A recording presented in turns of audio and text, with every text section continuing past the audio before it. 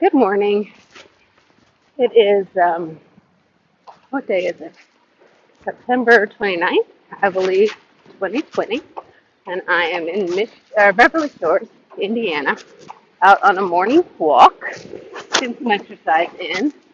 Um, my sister-in-law and I are doing a project together, working on a resource slash self-help book based on some experiences that I've had and the learning associated with those experiences. Um, so she asked me yesterday to tape um, the story of my first experience having a manic episode and um, psychotic break, kind of what led up to it, what my experience was um, back in 1997. So while I'm out here on this walk, I thought I would go ahead and share that experience. Um, One thing before I start to tell you about what led up to that, I should let you know that what I've learned about myself is I tend to, or my body and I respond physically first and then mentally to kind of extreme levels of stress. Um, and I found that when I am reaching an unhealthy level of stress, that my body tends to react, to kind of give me warning signs that there's trouble. And that's similar to, um, you know, allergies. So what I learned when I was, I think, 14 is that you can have an allergic response to something and you can have an allergic reaction to something. An allergic response is almost like a warning sign, something that tells you that, hey, this thing that you've exposed yourself to is bad for you. Um, so we're going to give you an allergic response so that you can recognize it, you can stay away from it, and avoid an allergic reaction. So it might be something like you are allergic to some type of medication and you have an allergic response, and that allergic response might be that you break out in hives. It's not life-threatening or anything. It's obviously uncomfortable, but that's an allergic response. And where an allergic reaction to medication could actually be life-threatening, because it impacts your internal organs, things like that. You could be hospitalized, that type of thing. So I learned about allergic response when I was in high school because I had an allergic response to some amoxicillin, and the doctor explained it to me. And so now I just say, hey, I'm allergic to amoxicillin, penicillin, any derivative of penicillin. And so that was kind of a lesson learned. So anyway, fast forward to October of 1997, I think I was under a lot of pressure at work. I was in a lot of pressure in my family life as well. Um, I had the pleasure of working in a business that my father owned.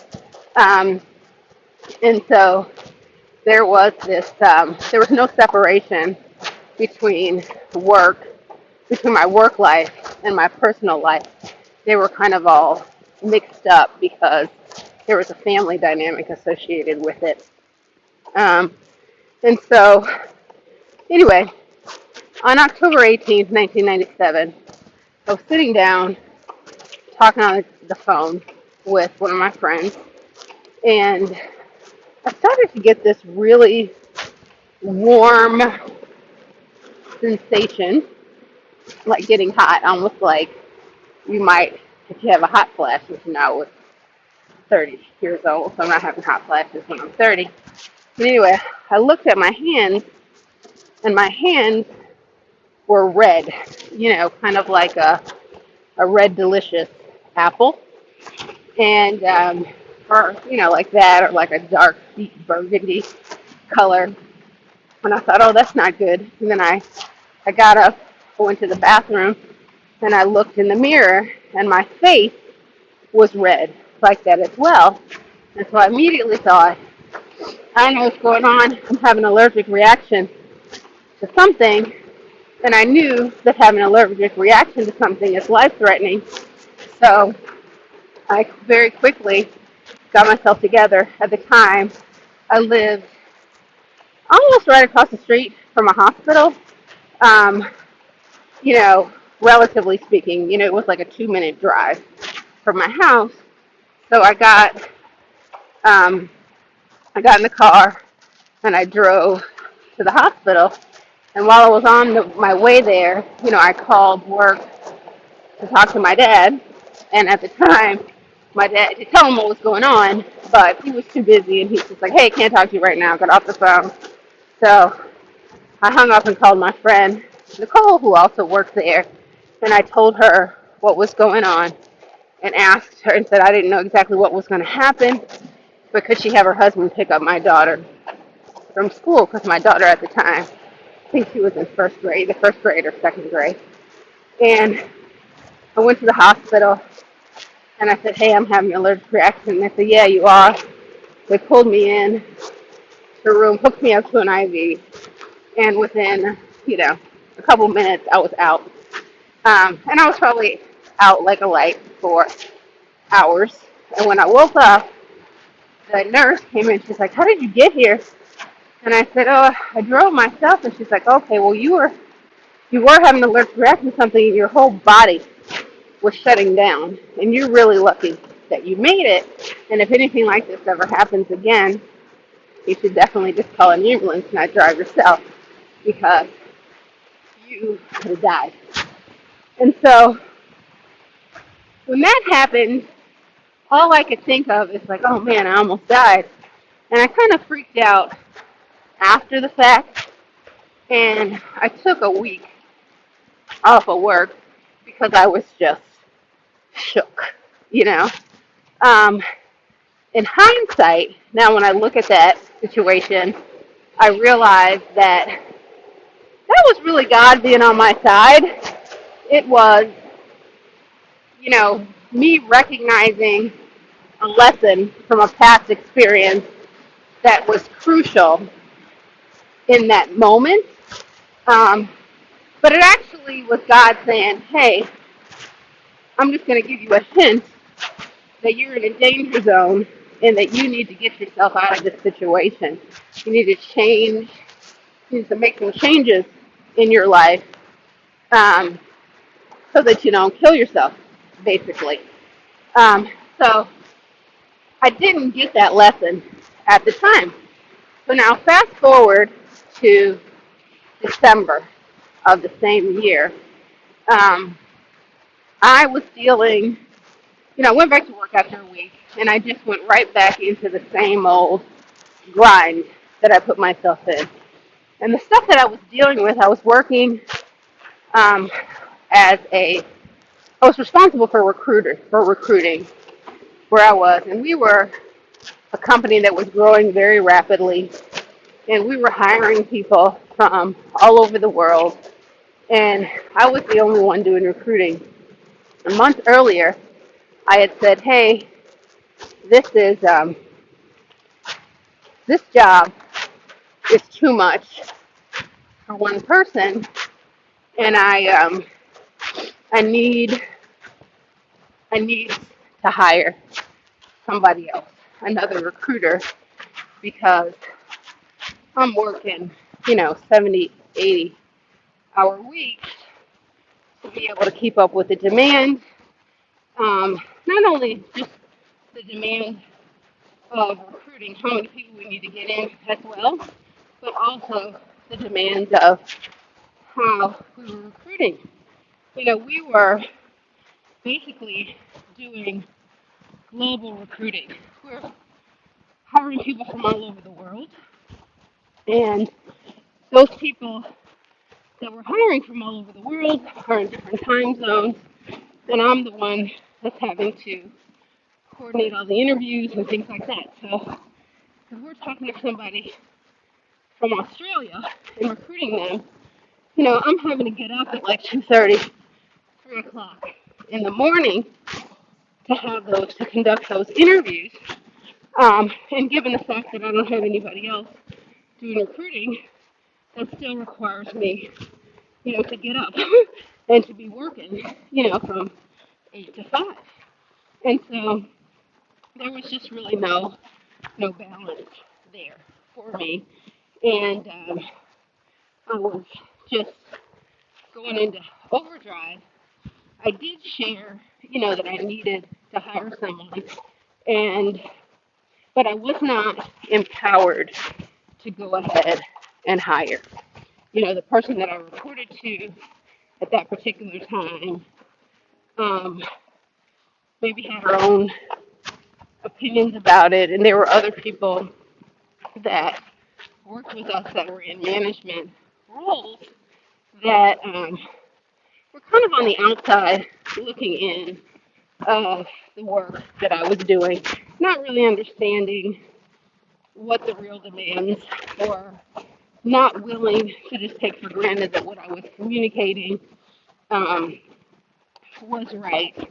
And different people were just kind of nitpicking, and it just put a lot of stress on me. So not only was I trying to do my job to the best of my ability, I was also dealing with people who were blocking me from getting the additional resource that I needed to be able to balance my workload, at the same time dealing with pressures to be what I thought be perfect in everybody's eyes.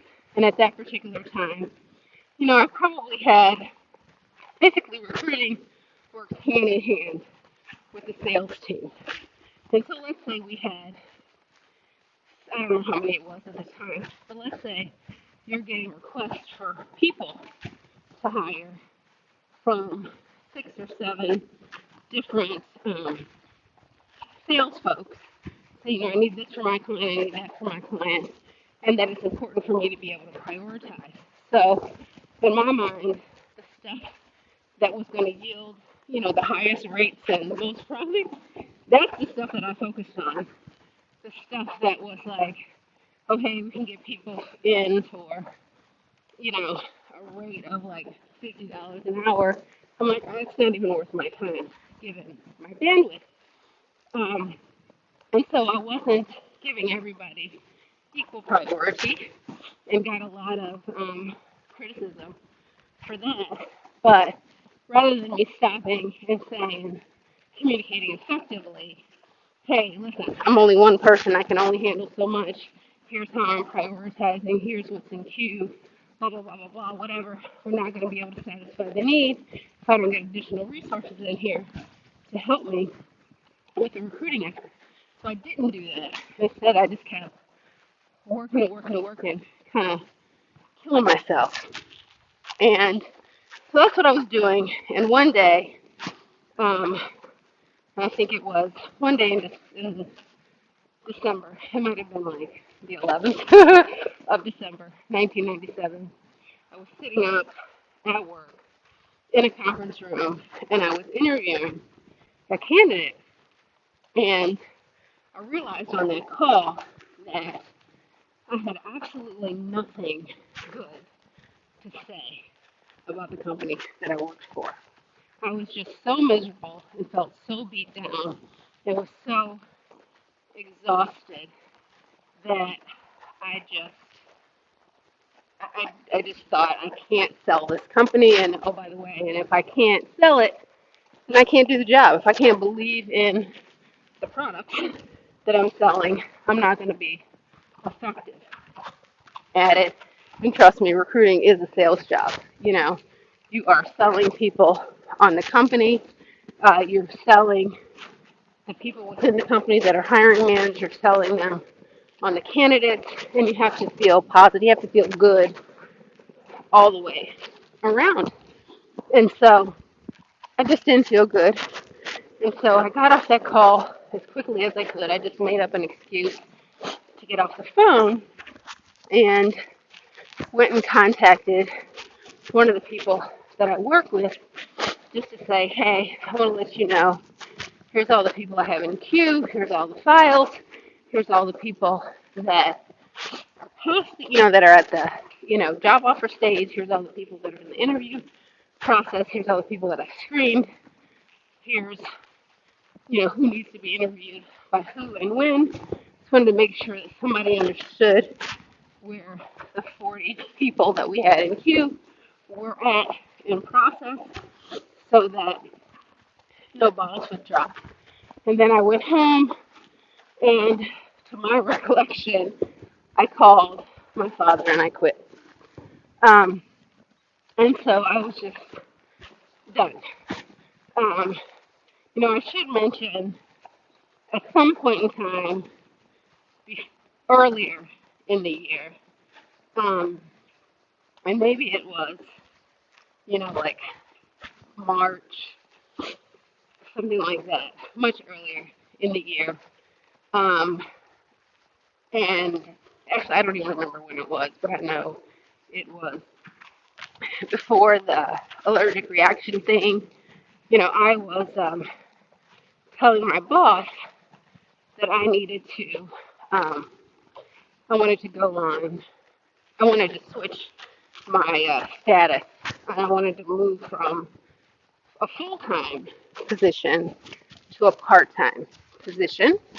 And the reason that I wanted to do that is that I wanted to prioritize my daughter. I was a single mother, and my daughter, was in elementary school, and she is really my reason for everything. Work was a means to an end. My child and my life at that point in time was really my priority, and I wanted to be there for her. I wanted to nurture the things, nurture her talents. She was very smart, and she was just, she loved learning, and I just wanted to make sure that I was there for her to give her enough of my time and attention, and that was very important to me. And so my manager at the time said, well, hey, if really what you want to do is just to be there to pick her up from school and stuff like that, you can do that. Just, you can do your work from anywhere. So you can come into the office, spend the first half of the day in the office, leave in enough time to be able to pick your child up from school and, go from there, right? Because we don't really care about where you're doing the work or how many hours you're putting in necessarily. We care about what it is that you're producing and how effective you are in your role, and you can be effective from anywhere. So I said okay to that, and I kind of proceeded with her plan as opposed to my plan, my original request. Um, and so that actually is probably what led me to the working 70, 80-hour week, because I didn't, I started to set a boundary for myself, um, and but I didn't, right? I just changed some things around so that I could actually put more work in. And for anybody that knows me, if I'm gonna do something, I'm gonna try to do it to the best of my ability. If there's goals associated with the work that I do, I'm going to try to hit them and kind of, just do anything and everything that I need to do to try to make things work to produce a positive result. And so that was kind of that decision to just change the location of where I work so that I could be home more was probably the first of my mistakes that I made. So anyway, and it actually added to pressure because where I worked, I was dealing with the pressure of, other people's views on nepotism. And although I was qualified to do the work that I was doing, as in, my education supported the work that I was doing, what it is that I produced, the caliber of people, um, and the quality of um, the hires that I had, speaks to volume or spoke volume to um, just my ability to be effective in that role. Um, and a lot of people appreciated my work ethic, my work style. The folks that I leaned on to do interviews and things like that didn't feel as though, or they felt as though I made the best use of their time. So I was effective and efficient um, in my process and worked very well with people. Um, but anyway, so there were some people in the office that were just backbiters, and they may have been being backbiters, being on the outside looking in, being critical of me because of who I was and their perception that, I was getting, maybe I wasn't deserving of the position that I wanted to be given special treatment and things like that. And so while they were not coming to me with that, they were putting bugs in other people's ears, and those bugs ended up getting to my father, which then put more pressure on me. Um, you know, I think that there were folks that were in the office that saw me, coming to the office, at 8:30 in the morning and leaving at 1 o'clock, not realizing the work that I was doing, the hours that I was putting in. They were just looking at, when do you check in and check out at the office, and took that as me, you know, not really working hard and stuff like that, and forming judgments and responding to things based on those misperceptions that they had. And those misperceptions are part of the reason that I had a struggle um, with getting the resources that I needed to be effective in the role without having to kill myself. Without having to kill myself. Um, and so, anyway, that was background information. But it was a lot of stress. Um, and I think that one of the cherries that got put on the cake is, I've always been the type of person, or some lessons that I learned anyway from my father. There is a value to anything that you do. Like, there's nothing wrong with you wanting to make a bunch of money. And so in that particular year, I think that I made my base salary, I think, was $75,000. And I was told that I had an opportunity to make $25,000 in bonus. And so what I had always believed to be true is that, um, in order to get it, to make the money, whoever's giving you the money, whoever's going to pay you, has to get something in return. So you have to ask that question, what do I have to do? What do you need to see? What do I need to be able to produce for you to be able to um, pay me this money for me to have been able to earn the money. And, it's like an unwritten contract. And so it was thrown out that, okay, you got a $25,000 bonus opportunity. I'm like, okay, great. What do I have to do for it? Oh, you have to do A, B, C, and D to earn the money. And so I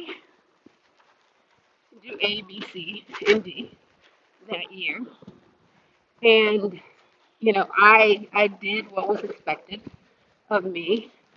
But then when it came time for me to get paid, I had a conversation that went like this.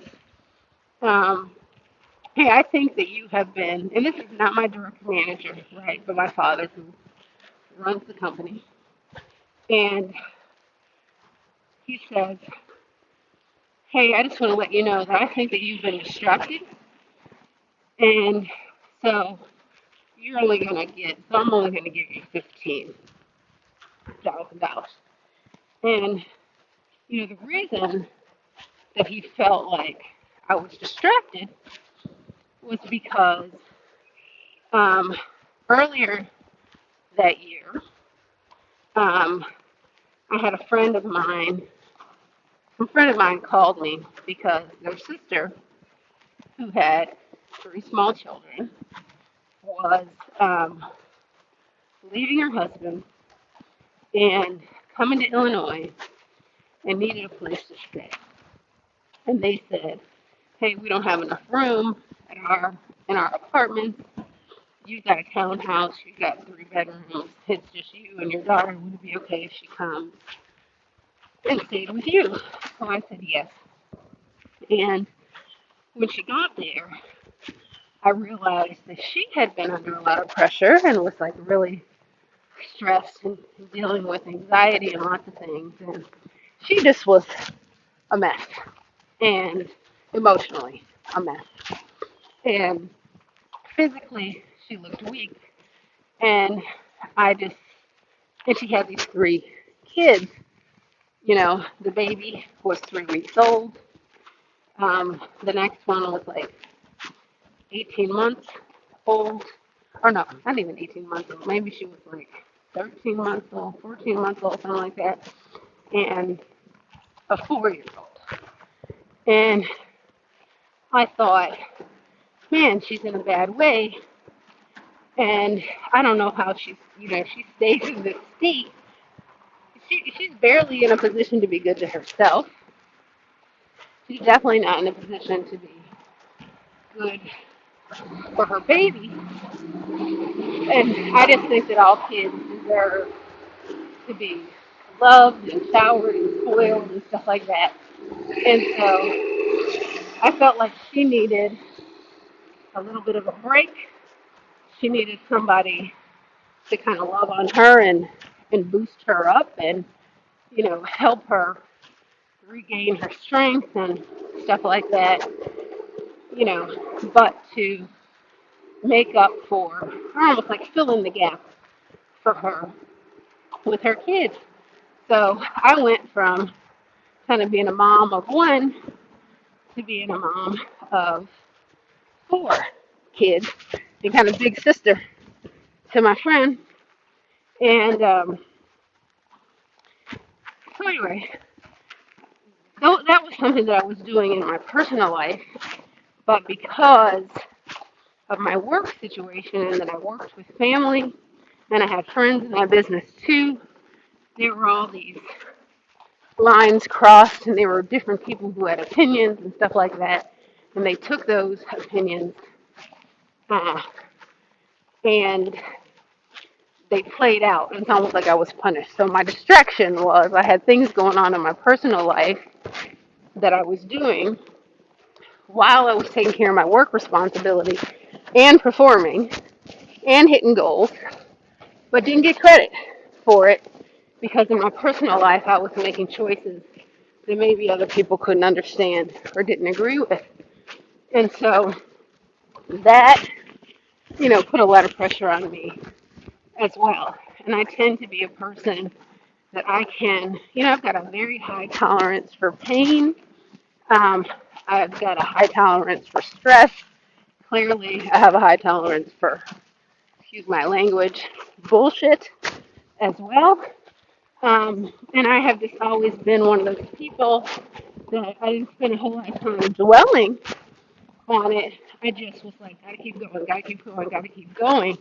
And so when I got to December, um, I just really, it was a situation that was almost like, the straw that broke the camel's back. And so when I got on that call and I couldn't think of anything good to say, it was like, okay, I've reached my limit. I'm done, right? Um, and so I knew I was done with being in that position there. But what I didn't know at the time is that I was at from a mental health standpoint, I was I was on the edge, you know. And if I didn't take myself out of that situation, then I was going to tip over. And so I feel good about the fact that I took myself out of that situation. But keep in mind, I didn't know. Didn't know anything. This is all like looking back in retrospect. So I went home and I think I was calling a bunch of people, and I don't know. I can't remember everything, but the next day, my father, my older brother, and my older sister came to my house, and I was talking to them, and I was basically telling them, or I thought I was telling them, listen, I can't do this anymore. This working in this family business, I can't do it. It's putting too much stress on me. It's impacting my personal life. My ability to be able to prioritize my daughter. I'm unhappy. She's unhappy. This just isn't a good situation. It's a no-win for me. So I need to get out of it. And they were, I thought at the time, listening to whatever it is that I was saying, and I can't remember every single thing that I was saying. But then they're like, oh, let's go take a ride. And so I go with them, or go with my dad and my sister, and we go kind of across the street. We drive over to the hospital, or not, there's a behavioral health hospital right next to the main hospital. And I was never even aware of this behavioral health hospital. But we drive over there and we start to walk in, and I was like, what's going on here? And I immediately realized what was happening, and I was furious. And I'm like, here I was telling you what the problem was, telling you that I had to take myself out of the situation, that I need a break, I quit, all those things. And they wanted to take and commit me, basically, like you're crazy. And I was furious. And I remember just leaving there, walking home, and, it was winter, right? And I don't even think my coat was zipped, but I couldn't even feel the cold or anything like that. And I just walked home. I went in my house, and I think my brother was still there. And I was like, get out. And I just locked the door behind me. Next thing I know, they had called an ambulance, right? And so paramedics show up, police show up, the fire department shows up, and I'm just like, oh my God, I can't believe this. And I have to realize that at that point in my life, I was a pretty private person, and I just felt like, oh my God, you have just made me a spectacle now, and everybody's going to see, this ambulance, and the the police car and the fire um, department out there, and they're going to be wondering what the heck is going on. And I just thought it was really bad, and I was very upset about it. When the paramedics come in, like, oh, your family's really worried about you. I explained to them, hey, I've been under a lot of pressure. I work in the family business, blah, blah, blah, blah, blah. This is just not unhealthy. It's not a healthy place for me to be anymore. And I'm just trying to let them know that I just can't do it.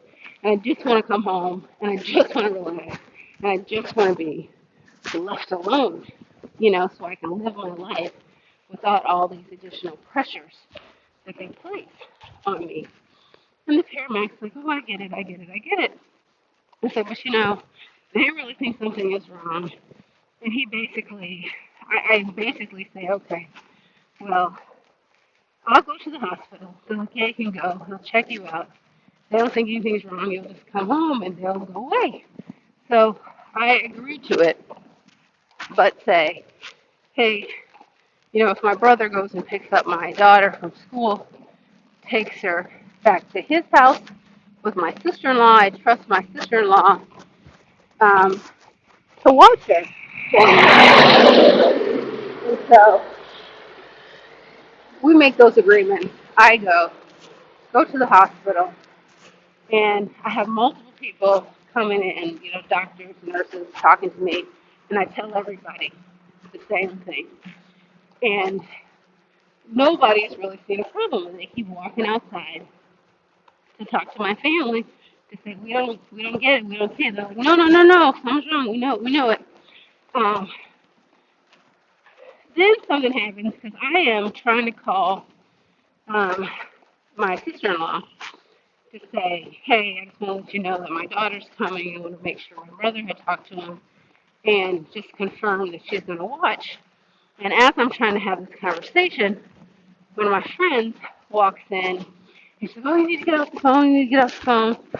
And I just got so mad at her telling me what to do. I was like so frustrated at that point in time. So I kind of just got in her face and I was like, why can't you just leave me alone? What do I have to do? Do I have to hit you? And I didn't hit her. I kind of yelled at her. And, and then at that point they're like, oh, there it is. Right. And so with me getting upset with her, that's what led the doctors to say, okay, well, maybe she is a danger, right, to herself or others. And then they said, okay, we're going to send her over to the hospital. But, if my family hadn't been there saying, no, no, no, no, no, no, no, you can't let her go, you can't let her go, if they hadn't been doing that, they would have just let me go home. And now I can't say whether or not that would have been a good thing or a bad thing. But fast forward, I am, I go, I get transferred from the regular hospital over to the behavioral health hospital. I still don't really know what's going on. When I get in there, um, my they are trying to convince me to take some medication, and I'm not a pill pusher at all. And so I'm like, no, no, thank you. And I can't really force you to do it. So I was not being disruptive or anything, but I just wasn't cooperating with taking a bunch of pills.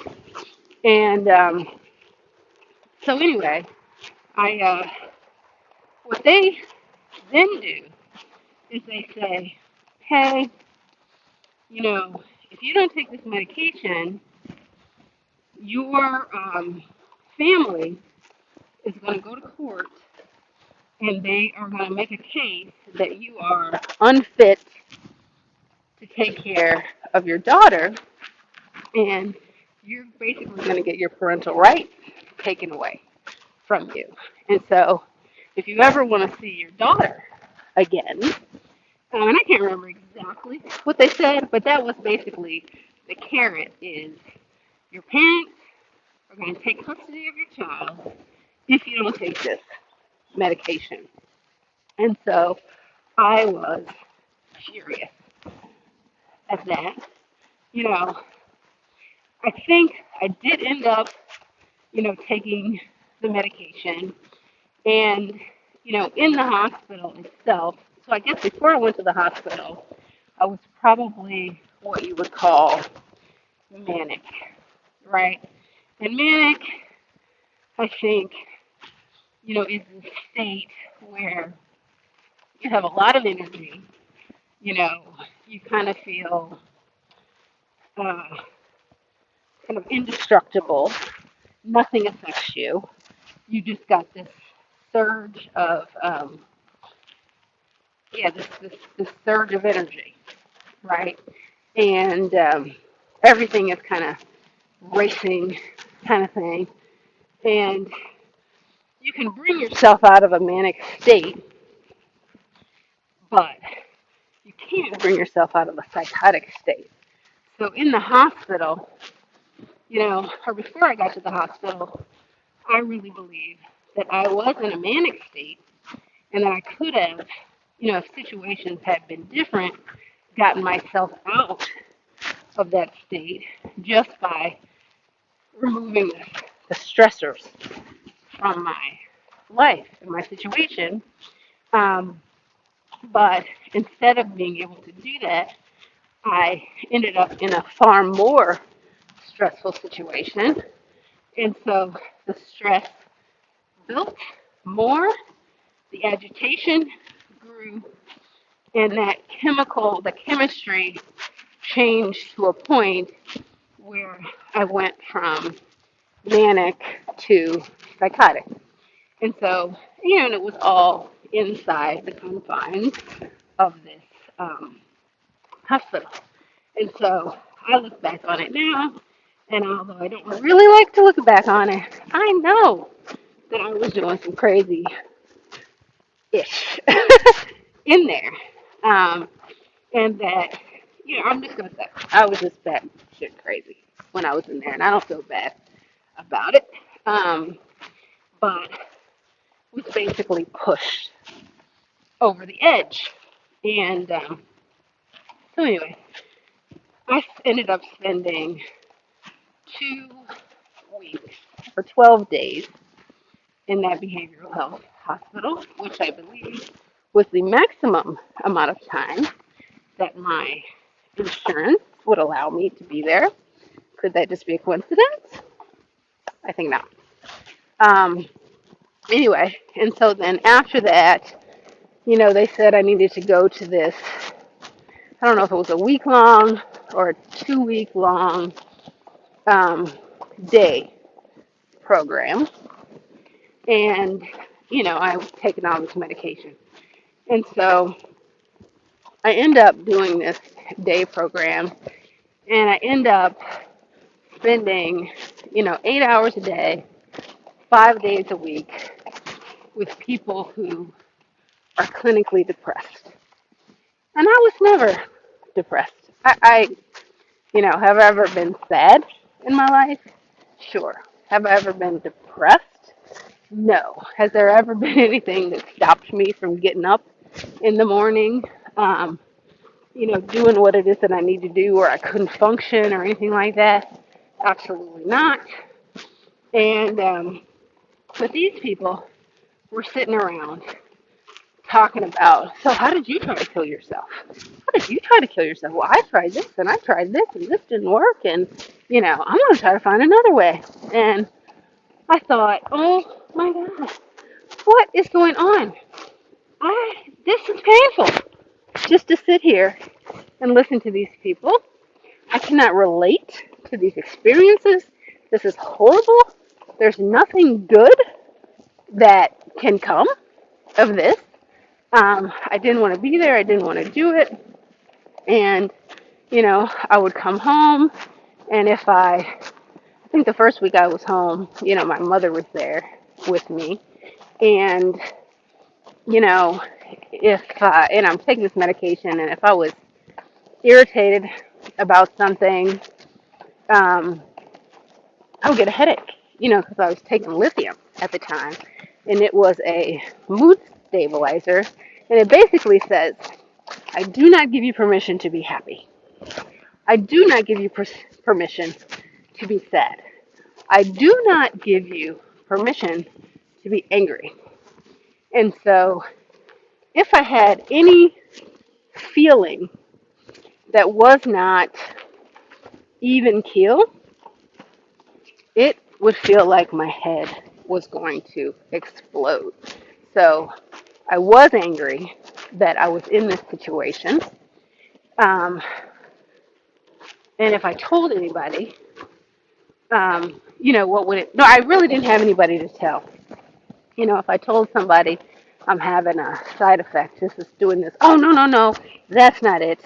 You're just having a panic attack. Like, I don't think I'm having a panic attack.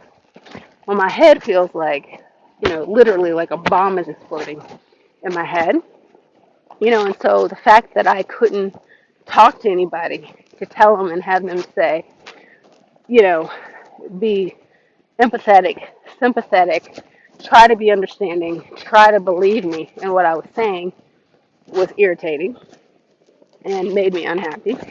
But then if I expressed that emotion, it was painful for me, literally painful, because of this medication that I was taking. I was used to being a person that talked things through. I was never really one to talk to my family about stuff that was going on with me, but I had a group of friends that were very close to me that I would talk things through. And now they were no longer available to me. I didn't realize it at the time, but my father, I guess, from what I hear anyway, basically said, hey, um, leave her alone. You know, she's got to get through this stuff and she just needs to be left alone. Don't talk to her.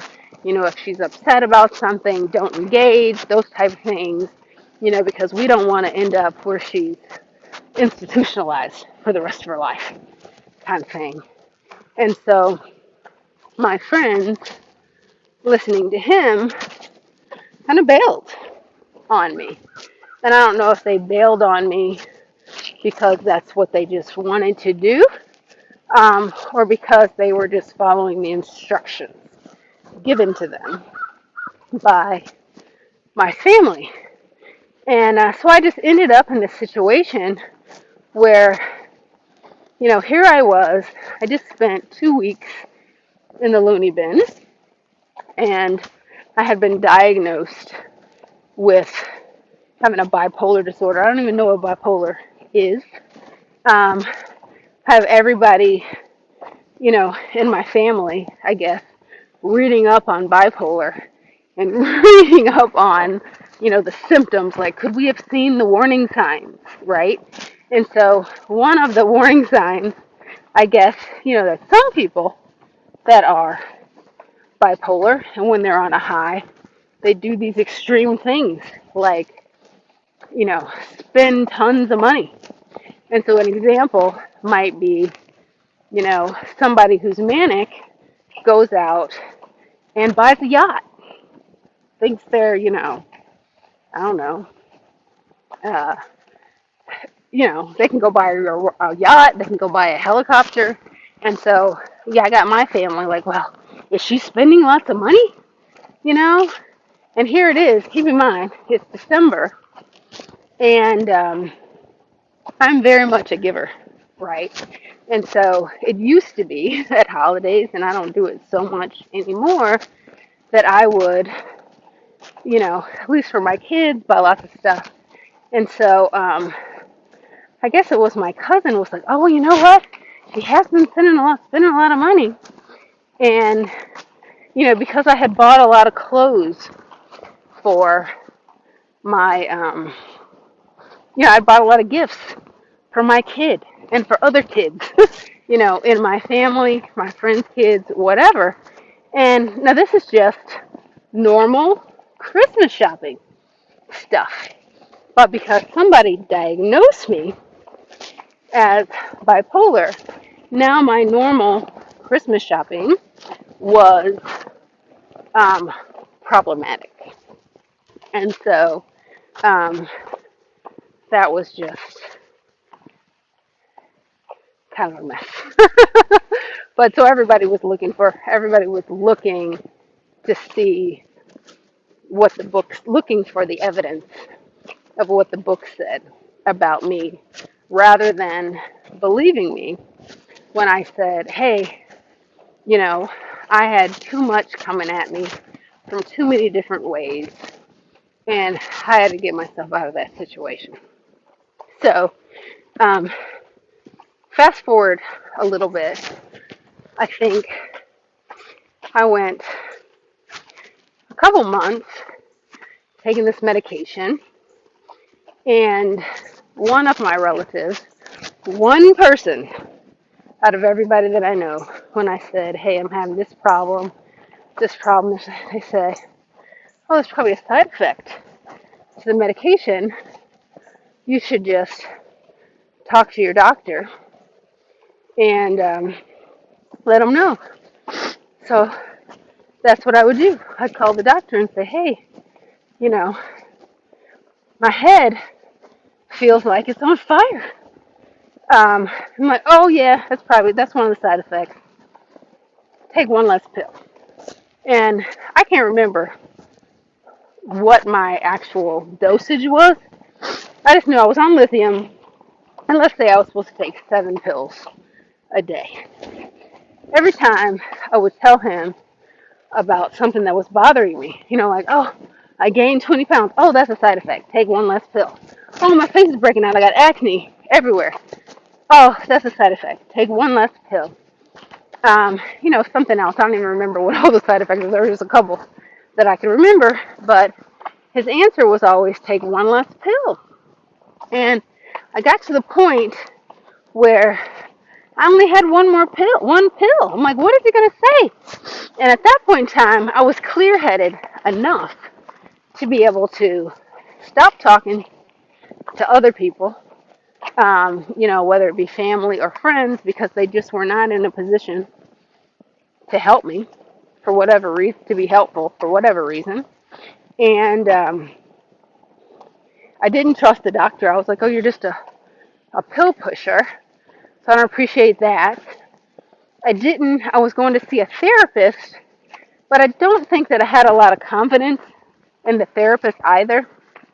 And so I decided, I'm like, I still don't really know anything about this whole bipolar stuff, but I'm going to go find somebody that's a specialist in bipolar disorder. And so I did. And I decided, I was like, I'm not taking this medication anymore, but I don't want to be stupid about it. So I'm going to go find a specialist and I'm going to tell her my story that I won't take this anymore. And she's like, okay, well, you don't have to take it. And so we met like once a week for like a month, and then maybe once every other week for another month. I forget what the time frame was. But at the end of this time frame, she said, Pamela, I have to tell you something. And she's just like,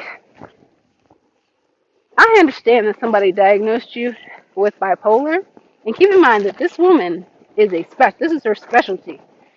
She said, you do not have bipolar disorder.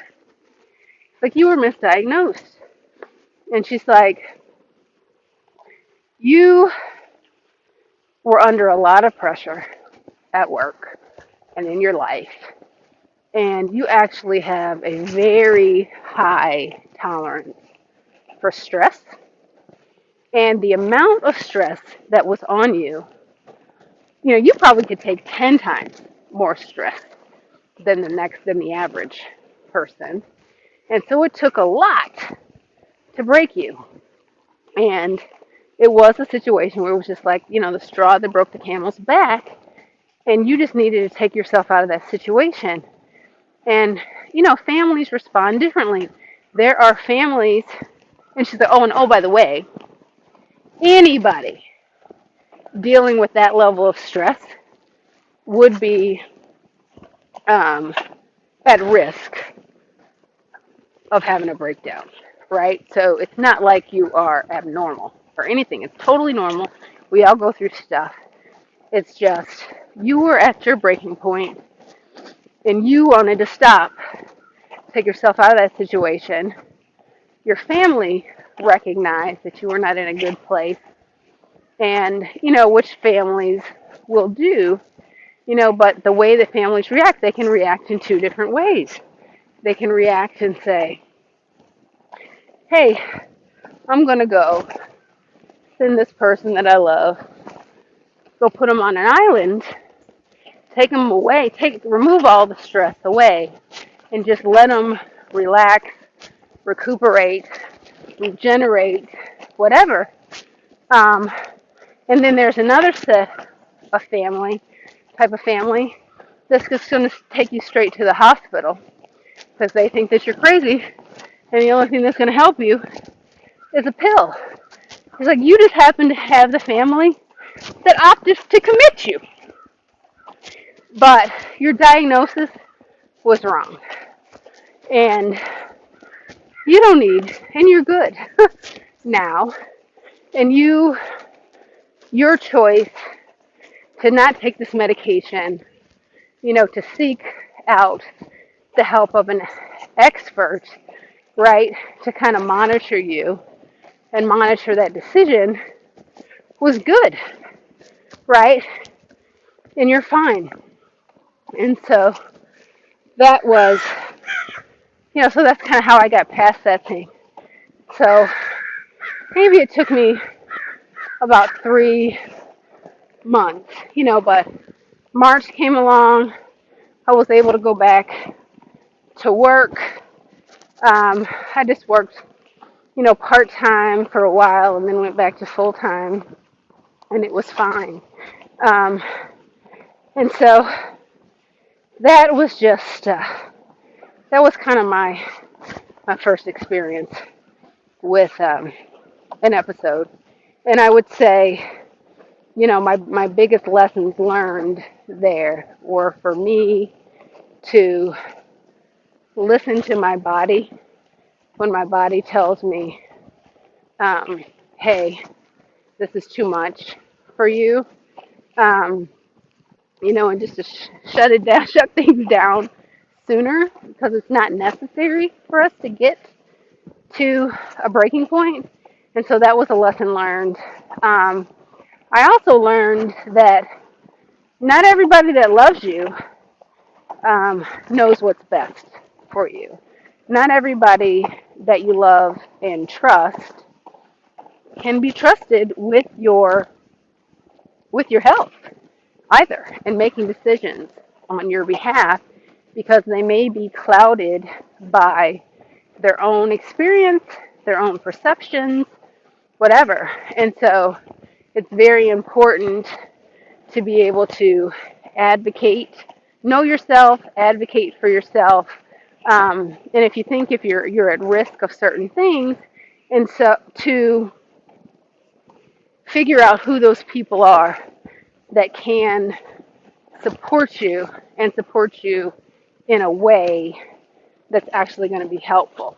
So for me, I've got two people that were around when that happened, that are my friends, and they're like I'm going to say they're not proxies for me, but they're my mental health safe people.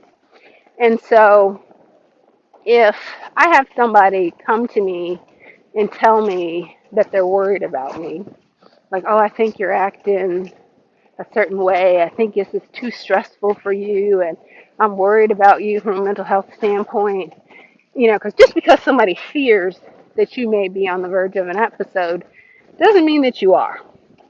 And so I've got a couple people in my life that I can trust not to put their own fears onto me, not to project onto me, that will treat me with, respect and compassion, give me the benefit of the doubt type thing, and that can honestly evaluate, who know me well enough to honestly be able to evaluate how I'm doing. And so if they tell me, yeah, I'm worried about you. I think you should go see a doctor, go get yourself checked out, or whatever, then I will, without blinking, And so I don't, although I do get irritated with people that aren't those safe people, um, I get irritated when people are like, oh, I don't think you can handle this or whatever. I feel like they're being patronizing, or I think they are projecting their fears onto me, and are not really being objective in their, I guess, analysis or evaluation of, or their perception of me. I do get irritated, but I still pay attention to what they say. And then I will go to my safe people and I'll tell them, well, how so and so said they're worried about whatever. What do you think? You know? And if they tell me, yeah, I agree, then I'll take it one step forward, one step further, and go see a doctor, you know, um, or, you know, go to the hospital, go to the hospital, get things checked out directly. Um, and if they say, no, I don't, then I am comforted by that. Um, there's also, I've had to realize too that I do, when somebody is basically accusing me, and I do take offense to it, that I can't handle something. I'm very defensive, or if people are too vocal with their fears about my mental capacity or my ability to be able to handle things without having a mental break, that there are times that how I feel about that can make I get these anxious feelings or get anxiety about it. And it's almost like post-traumatic stress disorder when I think about, that first experience with mental health, um, and having a manic episode and a psychotic break and everything that went along with it. How my family interacted with me, how my friends interacted with me, how everybody reacted, um, and just all the pain that went along with that, because there was a lot. Um, I just don't ever want to go back there. And so to think about it, to be reminded of it, you know, sometimes would, just almost make me sick. Like I could physically feel ill. Um, and, I could recognize that as anxiety. Um, it could, in certain instances, really cause me to have a panic, kind of a panic attack. And so I've had to deal with those types of things and recognize that in myself. Um, and I have actually gone to see a psychiatrist about that. Um, because the psychiatrists are the ones that give the medicine. The psychologists are the ones that teach you coping skills and, you know, how to deal with situations and, and how to deal with situations in a healthy way. And so, but I would, in those types of instances, I'm anti-pill, but I do think that there's a time and a place for a pill. It's like if I have a headache, I'm going to take a Tylenol, if the pain gets too bad. And so if I feel like I'm having anxiety attacks, because somebody is pushing their fears of me going crazy on me, then I don't have a problem taking a pill so that I can get past that. And so I have had conversations with psychiatrists where I say, hey, I think I'm having anxiety or panic attacks, and I fear this type of thing. And, they've given me a prescription, and it's not a prescription like you need this, but it's like, hey, if you ever feel this way, I just want you to have this as an option to take a pill, basically to calm your nerves, um, so that you don't end up, in a state that you can't rebound from. Um, and so I would just keep them in my safe. And if I ever needed them or felt like I needed them, um, they would be there for me. So that's the story on episode 1 and some of the things that I learned from it. Not that concise, but